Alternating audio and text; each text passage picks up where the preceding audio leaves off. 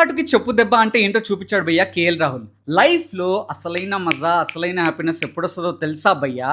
నిన్ను చీకొట్టిన వాడే, అరే వీడికి అంత సీన్ లేదురా అన్న వాడే, నిన్ను చాలా చీప్ గా చూసిన వాడే, నువ్వు కష్టపడి లైఫ్ లో ఏదైనా సాధించి వాడే కిందకి దిగి వచ్చి సలాం కొడితే దాన్ని మించిన హ్యాపీనెస్ లైఫ్ లో నువ్వు 100 కోట్లు సంపాదించినా ఉండదు భయ్యా. నిన్న ఎగ్జాక్ట్లీ అలాంటి సిచ్యువేషన్ కేఎల్ రాహుల్ చేసి చూపించాడు భయ్యా. లాస్ట్ ఐపీఎల్ లో గోయంక కేఎల్ రాహుల్ ని ఇద్దరు ముందు ఎంత అవమానించాడో, ఈ ఇయర్ కేఎల్ రాహుల్ ని కెప్టెన్సీ నుంచి తీసేశాడు, వాళ్ళ టీమ్ లో రిటైన్ కూడా చేసుకోలేదు. ఈ ఇయర్ డీసీ తరపున ఆడుతున్న కేఎల్ రాహుల్ ఓ రేంజ్ లో ఆడుతున్నాడు భయ్య. ఎక్కడైతే తనని అవమానించారో, ఏ టీం అయితే తనని చులకనగా చూసిందో, ఏ టీం అయితే తనని ఈసారి తీసుకోలేదో ఆ టీం కి అగేన్స్ట్ గా 57 కొట్టి బ్యాట్ తో తన జెర్సీ మీద నేనే నంబర్ 1 అని కొట్టి మరీ చూపించాడు భయ్య.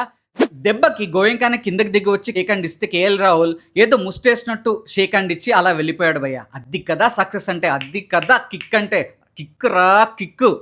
ఒక ప్రావర్బ్ ఉంది భయ్య ఇంగ్లీష్ లో, you can criticise an old man because you know what is, don't ever criticise an young man because you don't know what he will be. So ఎవరిని ఎప్పుడు తక్కువ అంచనా వేయకు భయ్య, ఎందుకంటే వాడే లైఫ్ లో ఎదిగి నీ ముందే వచ్చి తొడగొడితే నీకు అంతకంటే పెద్ద హ్యూమిలియేషన్ ఏమైనా ఉంటుందా?